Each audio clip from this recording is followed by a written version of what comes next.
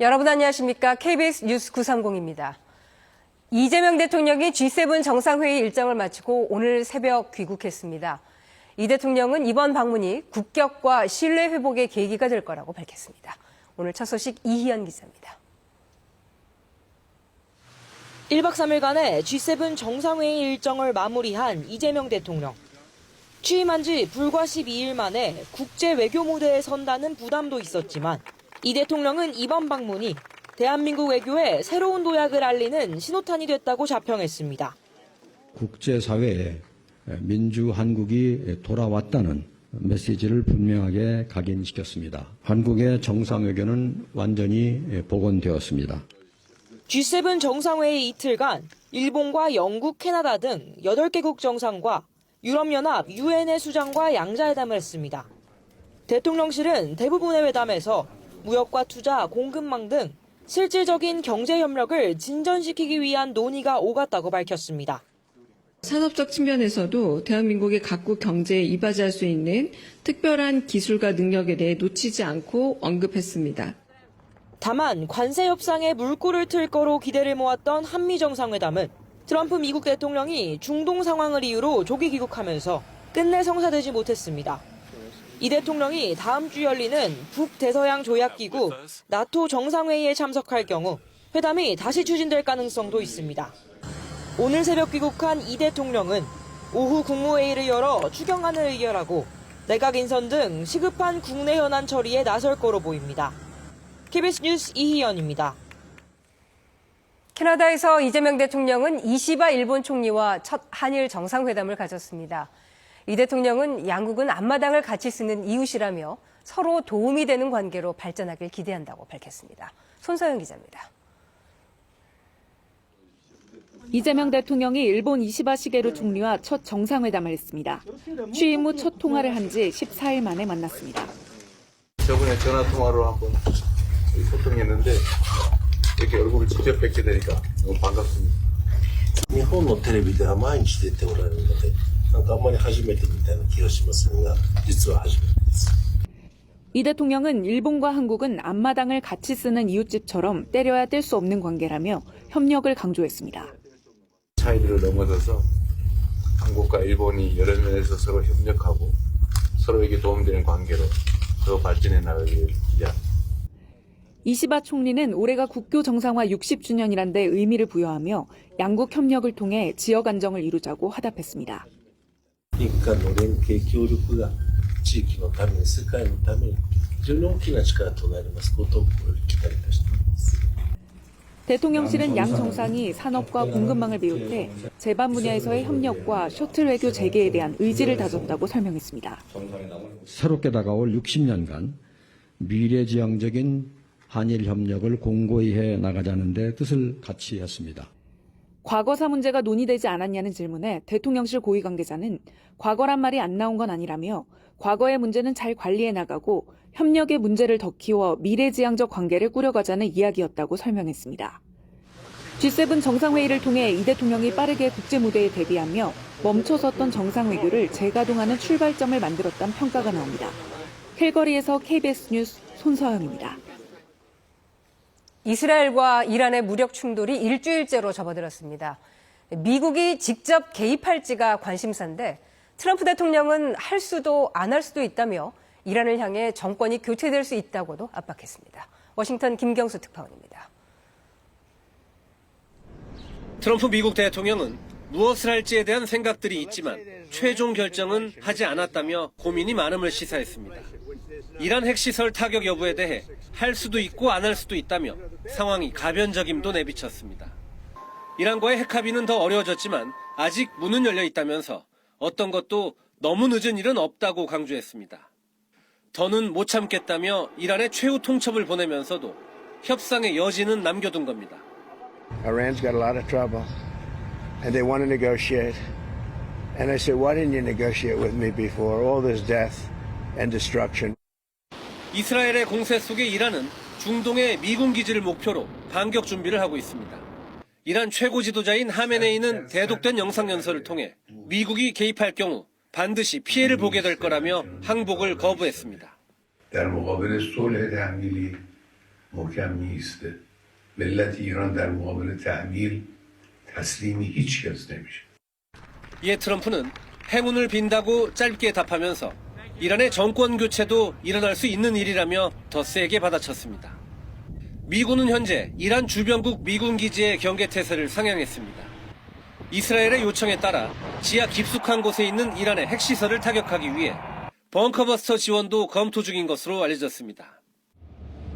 일촉즉발의 상황에서 만에 하나 중동 전체가 전쟁에 휩싸일 경우 호르무즈 해협 봉쇄와 국제유가 급등에 따라 전 세계가 전쟁의 영향권에 들어가게 됩니다. 미국의 고민이 깊어지는 이유입니다. 워싱턴에서 KBS 뉴스 김경수입니다. 이란의 수도 테헤란 등 주요 도시에서는 폭격을 피하려는 피란 행렬이 줄을 잇고 있습니다. 사이버 공격 등을 이유로 이란 당국은 인터넷까지 차단했습니다. 파리 이화진 특파원입니다. 미사일의 불꽃고리가 이란 수도 테헤란의 밤하늘을 뒤덮었습니다. 현지 시각 18일, 이스라엘은 하루에만 3차례의 공습을 벌였습니다. 이스라엘군은 이란 내 미사일 제조 공장, 발사대 등을 집중 타격했다고 밝혔습니다. גל התקיפה השלישי החל לפני זמן קצר ומתמקד במרחב מערב איראן. כלי טיס של חיל האוויר טסים מעל אתרי שיגור ואחסון של טילי קרקע. 일주일째 이어진 공습. 트럼프 미국 대통령도 즉시 떠날 것을 촉구하면서 테헤란 등 주요 도시에선 필사의 탈출이 이어졌습니다. 인근 파키스탄의 국경에도 피난민들이 몰렸습니다.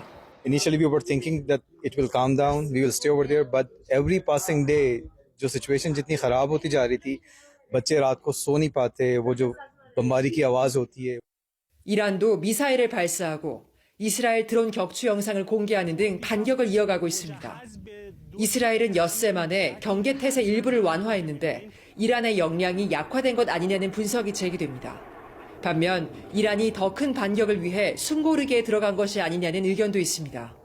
이란 당국은 이스라엘의 사이버 공격을 막고 반정부 여론 확산을 막기 위해 인터넷 접속도 전면 차단했습니다. 한편 각국이 이스라엘과 이란 내 자국민을 철수시키기 위해 본격적으로 나선 가운데 미국은 이스라엘 체류 미국인 철수를 위해 항공편과 크루즈선 등을 준비하고 있다고 밝혔습니다. 파리에서 KBS 뉴스 이화진입니다. 미국 연방준비제도가 트럼프 대통령의 노골적인 인하 압박에도 기준금리를 또 동결했습니다. 관세의 영향을 아직 정확히 알 수 없다는 이유에서입니다. 뉴욕 박일중 특파원입니다. 시장의 예측대로 미국의 기준금리가 연 4.25에서 4.5%로 또 동결됐습니다. 올해 들어 4번 연속 동결입니다. 우리나라와의 금리 격차는 최대 2%포인트로 유지됐습니다. 파월 미 연방준비제도 의장은 경제의 불확실성이 상호관세가 처음 발표됐던 4월보다 줄어들긴 했지만 여전히 높은 수준이라고 금리 동결 배경을 설명했습니다. 관세의 영향이 언제 얼마나 나타날지 알 수 없다는 겁니다. The size of the tariff effects, their duration and the time it will take are all highly uncertain. So that is why we think the appropriate thing to do is to hold where we are. 이미 관세의 효과가 물가에 영향을 미치고 있다고도 했습니다. 그러면서 연준은 올해 경제 성장률 전망을 3월에 1.7%에서 1.4%로 낮췄습니다. 물가 상승률은 2.7%에서 3.0%로 높였고 실업률도 더 상승할 것으로 예상했습니다. 연말에 예상되는 기준금리는 3.9%로 유지했습니다. 0.25%포인트씩 낮춘다면 올해 2번 인하가 가능한 수준입니다. 다만 중동 위기로 인한 유가 상승은 과거 사례로 볼 때 물가에 큰 영향을 주지 않을 거라고 내다봤습니다. 금리 결정 후에도 상승세를 유지하던 뉴욕 주식시장은 혼조세로 마감했습니다. 미 10년 만기 국채금리 등 시장금리와 주요 통화와 비교한 달러 가치는 큰 변화가 없었습니다. 올해 말 금리 수준이 변화가 없을 것으로 예상됐기 때문으로 풀이됩니다. 트럼프 대통령은 금리 발표 전 파월 의장을 노골적으로 공격하며 금리를 내려야 한다고 또 주장했습니다. 하지만 연준은 물가 안정이 우선임을 다시 한번 분명히 했습니다. 뉴욕에서 KBS 뉴스 박일중입니다. 민주당과 정부, 대통령실이 20조 원 규모의 추경안을 최종 조율했습니다. 소비가 늘도록 전 국민에게 지원금을 주되 취약층은 더 지원하고 또 소상공인 빚도 일부 없애기로 했습니다. 이원희 기자입니다. 대통령실 정책실장에 이어 민주당과 기획재정부 관계자들이 회의장에 들어섭니다. 이재명 정부 첫 당정대 협의로 추경안 세부 내용을 최종 조율하는 자리입니다. 핵심은 경기 회복 목적의 소비 쿠폰 지급 범위였습니다. 당초 재정 문제로 선별 지원도 검토됐지만 기존 민주당 방안대로 전 국민에게 주되 소득이 낮은 사람들은 추가 지원하기로 결론 내렸습니다. 1인당 15만 원, 취약층은 최대 50만 원까지 지급하는 안이 보고된 걸로 알려졌습니다. 당정은 지역화폐도 더 발행하기로 하고 비수도권 지역상품권은 할인율을 높여 더 싸게 살 수 있도록 했습니다. 소상공인들의 빚을 일부 탕감하기 위한 예산도 이번 추경에 포함됩니다. 취약차주의 재기를 지원할 수 있도록 일정 수준의 채무를 정부가 매입해서 소각으로 했다. 민주당은 1, 2차 추경을 합쳐 35조 원 규모에 근접한다고 밝혔는데 1차 추경 규모를 고려하면 이번 추경은 20조 원대 안팎으로 전망됩니다. 정부는 세금이 예상보다 덜 거칠 걸로 보고 예산을 다시 짜는 세입 경정도 하기로 했습니다. 민주당은 과감한 추경 편성과 신속한 심사를 촉구했는데 국민의힘은 취지를 이해하지만 물가 상승과 국가 채무 증가가 우려된다고 지적했습니다. 추경안은 오늘 국무회의에 상정되며 의결 이후 국회 심사를 받게 됩니다. 다만 추경안을 심사할 예결위원회 등은 여야 간 의견차로 아직 구성되지 않았습니다. KBS 뉴스 이원입니다. 김건희 여사가 도이치모터스 주가 조작을 인지했던 것으로 추정되는 증거를 검찰이 확보하면서 강제 수사 가능성이 커지고 있습니다. 그러나 김 여사 측은 특검이 출범하면 그때 조사를 받겠다며 검찰의 출석 요구에는 응하지 않겠다는 입장인 것으로 확인됐습니다. 오승목 기자가 보도합니다. 검찰이 김 여사에게 피의자 신분으로 나와 조사받으라는 출석 요구서를 보낸 건 확인된 것만 5차례입니다. 공천 개입 의혹을 수사하는 서울중앙지검이 3번, 도이치모터스 주가 조작 의혹을 재수사해온 서울고검이 2번입니다. 김 여사는 대선 전 선거에 영향을 미친다 등의 이유로 소환에 불응했고 우울증이 심해졌다는 이유로 병원에 입원했습니다. 검찰이 김 여사가 도이치모터스 주가 조작 가능성을 알고 있었던 듯한 정황이 담긴 통화 녹음 파일 수백 개를 확보하면서 강제 수사까지도 가능한 상황. 하지만 김 여사는 특검에 공을 넘겨야 하는 모든 검찰 수사팀의 소환 요구에 일절 응하지 않겠다고 밝혔습니다. 김 여사 측은 KBS 취재진과의 통화에서 동일한 내용을 곧 특검에서 다시 조사하는 시점에 검찰 소환 조사는 중복 수사라고 밝혔습니다. 사건 피의자를 최소로 소환해야 한다는 인권보호 수사 규칙에 반한다는 겁니다. 그러면서 특검의 소환 조사에는 응할 것이라는 입장을 취재진에게 밝혔습니다. 김 여사 측은 건진법사 전성배 씨의 청탁 의혹을 수사 중인 서울 남부지검이 소환을 통보하더라도 협조하지 않을 것으로 보입니다. 3대 특검 가운데 특검보가 가장 먼저 임명된 김건희 특검은 김 여사 의혹을 수사해온 검찰부터 금융감독원까지 돌며 수사 협조를 요청했습니다. 중앙지검에서 파견해 줄 수 있는 검사님들 그리고 수사관님들에 관해서 얘기를 나누고 또 협조를 요청드렸습니다. 조은석 특검이 이끄는 내란 특검은 가장 먼저 검사 파견을 요청했고 순직 해병 수사 외압 의혹을 수사하는 이명현 특검도 사무실을 가계약하는 등 3대 특검은 본격 채비에 나섰습니다. KBS 뉴스 오승목입니다. 내란 사건을 맡고 있는 조은석 특별검사가 김용현 전 국방부 장관에 대해 위계에 의한 공무집행 방해와 증거인멸 교사로 공소 제기했다고 밝혔습니다.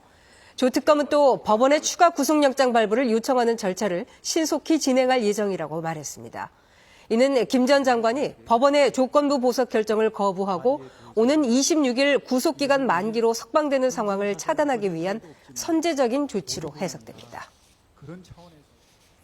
국회 정보위원회는 오늘 오전 국회에서 이종석 국가정보원장 후보자에 대한 인사청문회를 엽니다. 이번 청문회는 개인 신상과 도덕성 검증 부분은 공개되지만 국가안전보장에 관한 사안은 비공개로 진행됩니다. 여야는 이 후보자의 대북관과 미국, 중국, 러시아에 대한 입장 등을 집중적으로 따져 물을 것으로 보입니다. 정보위는 청문회를 마친 뒤 내일쯤 이 후보자에 대한 인사청문 경과 보고서 채택 여부를 결정할 방침입니다. 이번에 KB증권 연결해서 오늘의 주식시장 알아보겠습니다. KB증권입니다. 국내 증시 상승 출발했습니다. 다만 20포인트 넘게 오르던 코스피는 하락 반전하는 등 변동성이 큰 가운데 코스닥 시장도 하락세로 돌아서는 등 혼조세입니다. 이 시각 현재 코스피는 0.59포인트 상승한 2972.78에 코스닥은 0.55포인트 오른 780.28에 거래되고 있습니다. 중동 긴장감 지속과 연중 신중론이 재확인된 가운데 간밤 미국 증시는 보합권에서 혼조 마감했습니다. 코스피 시장 수급에서 개인의 순매수를 외국인과 기관은 팔고 있습니다. 의료 정밀과 건설 등 주요 업종 하락 중인 가운데 네이버와 카카오 52주 신고가를 기록 중이고 아모레퍼시픽을 비롯한 화장품주 좋은 흐름을 신풍제약과 CJ, 한미반도체 강세입니다. 반면 크래프톤과 넷마블 등 게임주, 해운과 건설주, S오일과 삼성중공업 하락 중입니다. 코스닥 시장에서는 카페24 상승이 눈에 띕니다. 이 시각 현재 달러화에 대한 원화 환율은 1,376원 90전에 거래되고 있습니다. 지금까지 KB증권이었습니다.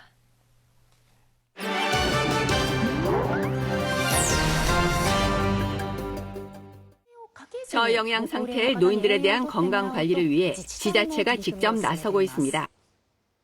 가나가와 현 야마토시입니다.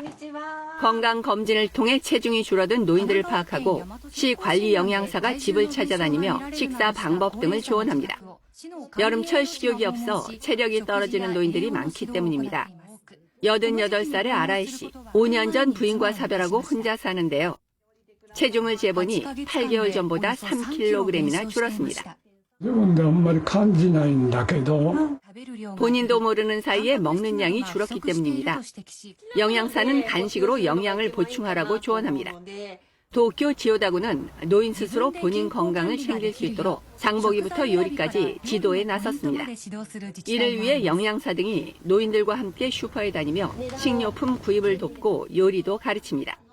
영양에 문제가 있는 노인은 3년 뒤 간병을 받을 확률이 높아졌다는 한 지자체 조사 결과도 있어 지자체들이 미연에 이를 막자는 취지의 활동을 늘리고 있습니다. 로드아일랜드의 작업실에서 나무로 배를 만들고 있는 76살 루이스 씨. 나무가 좋아 평생 배를 만들어 온 선박 목수 루이스 씨는 1년 전부터 12m 길이의 거대한 배 한 척을 만드는 프로젝트를 진행 중입니다. 스티븐 스필버그 감독의 영화 조스에서 주인공들이 타고 상어와 사투를 벌인 목조 선박 오르카를 복원하는 겁니다. 내일 영화 조스의 개봉 50주년을 기념하는 차원이기도 합니다.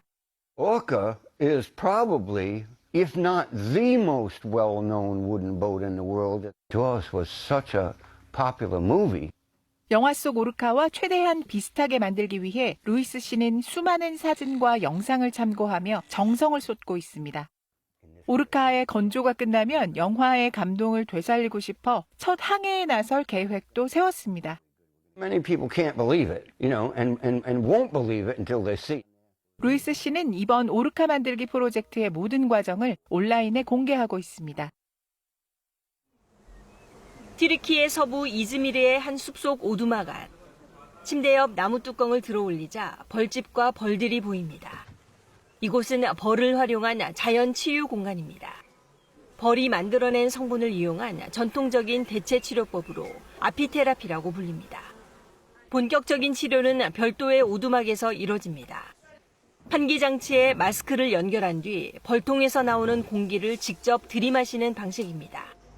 튀르키예 전통 요법에선 벌통 내 공기에 포함된 프로폴리스, 꽃가루, 로열 젤리 등의 mise한 성분이 항염, 항균 작용과 호흡기 점막 안정 등에 do움이 된다고 설명하고 있습니다.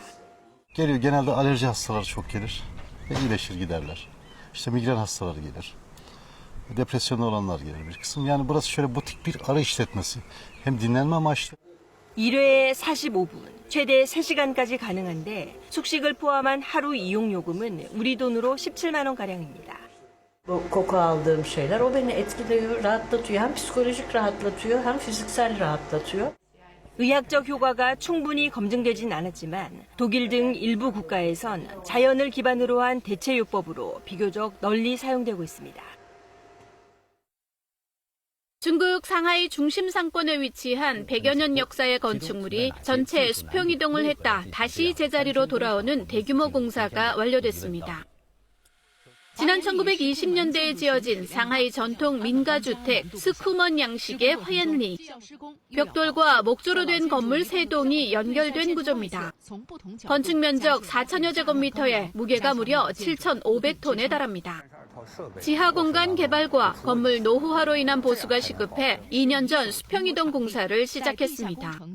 시공팀은 건축물의 안정적 이동을 위해 건축물 아래에 총 432개의 보행 이동 장치를 설치했는데요. 바로 이 장치들이 건물을 들어올리고 마치 걸음을 걷듯이 수평이동 시켰습니다. 因为你也可以看到它地面有时候不是很平整，万一这个地方比较位置比较低，这个脚下去之后它压力就下降了，这是在总控里头它控制它会补偿它的压力。 중국에서는 건물 전체를 들어올려 옆으로 옮기는 수평 이동 방식이 여러 지역에서 활용되고 있습니다. 수평 이동 방식은 건물을 해체한 뒤 복원하는 것보다 비용이 절감되고 원형 보존에도 유리한 것으로 평가받고 있습니다. KBS 월드뉴스입니다. 어제 오후 경기도 부천에서는 시내버스가 인도로 돌진해 승객 1명이 다쳤습니다. 경기 양주와 전북 김제에서는 화재가 잇따랐습니다. 밤사이 사건 사고 이유민 기자입니다. 버스 앞부분이 찌그러졌고 가로등이 비스듬히 꺾였습니다. 어제 오후 5시 반쯤 경기 부천시의 한 도로를 달리던 시내버스 한 대가 인도로 돌진했습니다. 이 사고로 버스에 타고 있던 30대 여성이 다쳐 병원으로 옮겨졌습니다. 경찰은 도로로 뛰어든 어린이를 피하려다 사고가 났다는 운전기사의 진술을 토대로 정확한 사고 경위를 조사하고 있습니다. 시커먼 불길이 지붕 위로 치솟습니다. 어제 저녁 6시 50분쯤 경기 양주시의 한 고물상에서 불이 나 2시간 반 만에 꺼졌습니다. 동네 가득 채울 정도로 연기가 많이 났었고요. 이 불로 다친 사람은 없었지만 고물상 건물이 모두 타 1,000만 원가량의 재산 피해가 발생했습니다. 소방당국은 건물 계량기에서 전기적 요인으로 불이 시작된 것으로 보고 정확한 화재 원인을 조사하고 있습니다. 어젯밤 8시쯤 전북 김제시의 한 양계 농장에서 불이 나 40분 만에 꺼졌습니다. 이 불로 양계장 한 동이 모두 타고 닭 15,000마리가 폐사했습니다. 소방당국은 정확한 화재 원인과 피해 규모를 조사하고 있습니다. 어젯밤 8시 반쯤 인천 서구의 한 도로에서 택시와 승용차가 충돌했습니다. 이 사고로 차량 일부분이 파손됐지만 병원으로 이송된 사람은 없었습니다. 경찰은 4차로로 진입하던 택시와 직진하던 승용차가 모두 전방주시를 소홀히 해 사고가 난 것으로 보고 있습니다. KBS 뉴스 이유민입니다. 전화번호 등 개인정보를 불법 수집해 공유하는 애플리케이션을 성매매 업소에 판매한 일당이 경찰에 붙잡혔습니다. 업주들 사이에 공유된 연락처만 400만 개에 달했는데 심지어 단속 경찰관들의 연락처까지 포함됐습니다. 김보담 기자입니다. 애플리케이션에 전화번호를 입력하니 광수대 경찰이라고 뜹니다. 업주들이 단속을 피하기 위해 앱을 통해 경찰 연락처를 공유한 겁니다. 경찰뿐만이 아닙니다. 성매매 업주들이 사용한 이 앱에는 성매수자 등의 전화번호 400만 건이 담겨 있었습니다. 업소에 다녀갔거나 전화 문의를 한 사람들의 개인정보를 불법으로 수집한 겁니다. 성매매 업주가 전화번호와 특징, 성향 등 고객 인적 사항을 휴대전화에 저장하면 정보가 자동으로 앱을 통해 공유됐습니다. 다른 업주들은 앱의 전화번호를 검색해 해당 번호를 쓰는 손님들의 특징을 미리 확인했습니다. 이들은 경찰 단속은 물론 이른바 진상 고객을 피하기 위해 월 이용료까지 내고 앱을 썼습니다. 앱에 가입한 성매매 업소 업주는 2,500여 명, 수집된 전화번호만 무려 400만 개에 달했습니다. 30대 총책 A씨는 해외에 머물던 2023년 중국인이 만든 걸로 추정되는 이 앱을 성매매 사이트의 홍보에 업주들을 가입시키고 월 10만 원 정도의 이용료를 받았습니다. A씨는 불과 2년 사이 46억 8천만 원이나 벌어들였습니다. 벌어들인 돈으로 고가 주택과 시계, 그리고 외제차 등을 구입하는 등 호화로운 생활을 하였습니다. 경찰은 A씨와 앱 운영에 가담한 20대 실장을 구속 상태로 검찰에 넘기고 범죄 수익금 가운데 23억 4천만 원에 대해 환수 조치하기로 했습니다. KBS 뉴스 김보담입니다. 영유아들은 손에 잡히는 것을 바로 입에 넣는 경우가 많은데요. 최근 2돌 무렵의 아기가 30개 넘는 구술 자석을 삼켜 응급수술을 받았습니다. 이현경 기자입니다. 23개월 된 아기의 뱃속 엑스레이 사진입니다. 지름 5mm가량의 동그란 물체들이 팔찌 모양을 이루는가 하면 띠 모양으로 길게 늘어서 있습니다. 아기가 삼킨 구슬 자석이 뱃속으로 들어간 겁니다. 보호자는 아기가 손에 자석을 들고 킥킥거리자 급히 병원을 찾았습니다. 의료진은 자석들이 서로 들러붙어 장기에 구멍이 생겼을 가능성이 높다고 보고 응급수술을 실시했습니다. 자성으로 인해서 염증이 생기고 구멍이 생기고 새끼리 생기고 이런 것들로 인해서 아기가 배가 아파질 수 있고 최악의 경우에는 폐혈증이나 이런. 아기 뱃속에선 장난감용 구슬 모양 자석 33개가 나왔습니다. 최근 5년간 14살 이하 어린이가 이물질을 삼킨 사고는 해마다 2,000건 안팎, 하루 평균 5건이 발생했습니다. 절반 이상은 만 1살에서 3살 사이 영유아에게서 일어났습니다. 자석뿐 아니라 동전 모양 건전지나 작은 장난감은 삼키기 쉬운데 장기에 구멍이 생기거나 기도가 막힐 경우 치명적일 수 있습니다. 아이 손에 닿지 않도록 보관하는 것이 가장 중요합니다.